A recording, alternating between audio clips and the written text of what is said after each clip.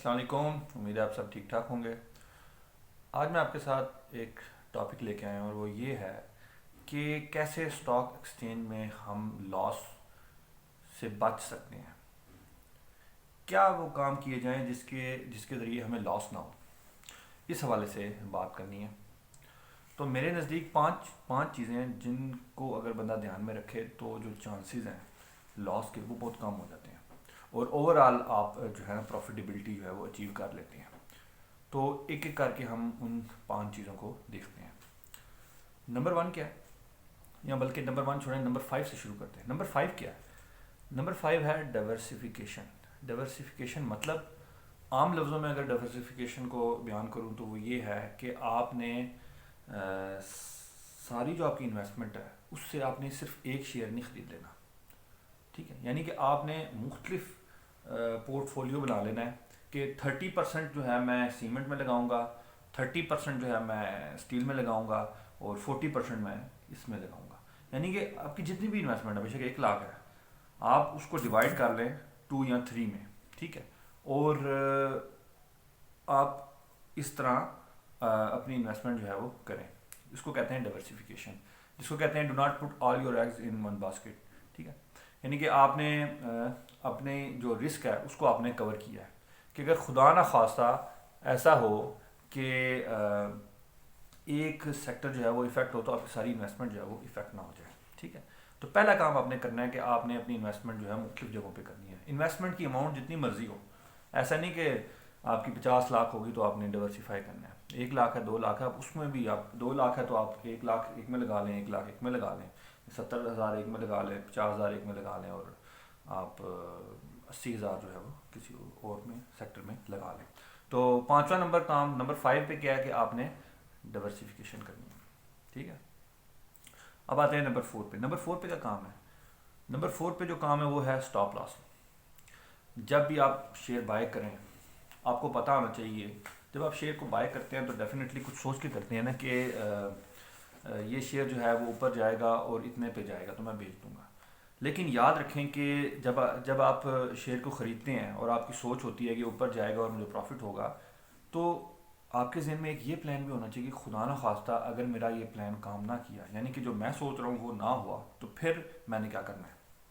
جس طرح ایک بلڈنگ میں ایک ایمرجنسی ایگزٹ ہوتا ہے، آگ لگنے کی صورت میں یا ناگہانی آفت کی صورت میں آپ وہاں سے جلدی سے کوئٹ کر جاتے ہیں، تو اسی طریقے سے آپ نے ایک سٹاپ لاس لگایا ہوتا ہے کہ خدا نخواستہ اگر میں نے سوچا تھا کہ میں 50 کا یہ خریدا ہے اور یہ 70 پہ جائے گا، لیکن اگر ایسا نہ ہو تو پھر آپ نے کیا کرنا ہے۔ اگر 50 کا خریدا اور وہ نیچے گرنا شروع ہوا تو میں کب تک ہولڈ رکھوں گا؟ کیا میں ہولڈ رکھوں گا اور پتہ لگے وہ 10 پہ آ جائے، یا میں نے ایک لمٹ رکھی ہوئی ہے کہ اگر 40 پہ گیا تو میں سیل کر دوں گا، لاس بک کر لوں گا؟ تو یہ وہ سٹاپ لاس ہے جس کو آپ کے ذہن میں ہونا چاہیے۔ جب بھی آپ خریدیں آپ کو پتہ ہونا چاہیے کہ میں نے کب ایگزٹ کرنا ہے، کب میں نے ایگزٹ کرنا ہے، اور کون سا میرا سٹاپ لاس ہے، اور ہر صورت اس سٹاپ لاس کو اپنے فالو کرنا ہے۔ آپ نے یہ دیکھا ہوگا کئی لوگ یہ کہتے ہیں ہم نے شیئر اتنا اوپر خریدا اور اب اتنا نیچے آ گیا۔ اگر اتنا نیچے آ گیا تو آپ نے سٹاپ لاس کیوں نہیں لگایا، لاس کیوں نہیں بک کیا؟ یہ جو سوچ ہے یہ بڑی خطرناک سوچ ہے، اس کو جو ہے وہ کبھی بھی فالو نہیں کرنا چاہیے۔ سٹاپ لاس جو ہے وہ لازمی آپ نے لگانا ہے، ٹھیک ہے؟ تو نمبر 4 جو ہے وہ یہ ہو گیا۔ اس کے بعد آتے ہیں نمبر 3 پہ۔ نمبر 3 کیا ہے کہ اکثر جو دیکھا گیا ہے کہ جو چھوٹے انویسٹر ہیں وہ ان کی سوچ یہ ہوتی ہے کہ یہ جو بائنگ سیلنگ ہے نا، یہ ہمارے پاس کا کام نہیں ہے، اس کے لیے پتہ نہیں خاص قسم کی ڈگریاں ہوتی ہیں اور خاص قسم کا نالج چاہیے ہوتا ہے۔ خاص طور پہ جو چھوٹے بروکرز ہوتے ہیں نا، وہ تو بٹھاتے ہی ذہن میں یہ ہیں کہ بھائی یہ کام آپ کے پاس کا نہیں ہے، ہم آپ کو کر کے دیں گے، بس آپ اکاؤنٹ اوپن کرائیں، ٹھیک ہے؟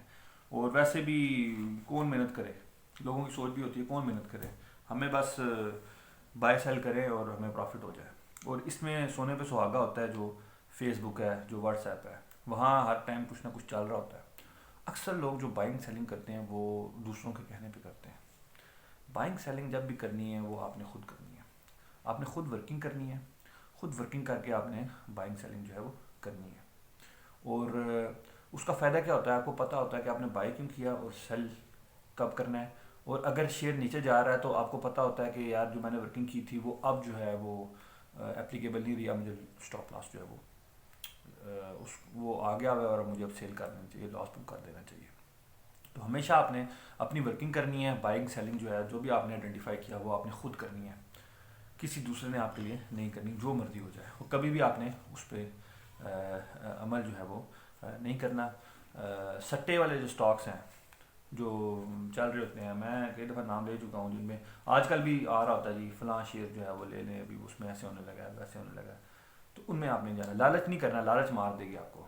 اگر آپ کے ذہن میں یہ ہے کہ میں ایک مہینے میں ڈبل کر لوں گا تو آپ بہت بڑی غلطی کر رہے ہیں، ٹھیک ہے۔ تو نمبر 3 جو ہے وہ یہ ہوگا کہ آپ نے بائنگ سیلنگ جو ہے وہ آپ نے ورکنگ کرنی ہے، اسیسمنٹ کرنی ہے، اور آپ نے پھر کرنی ہے۔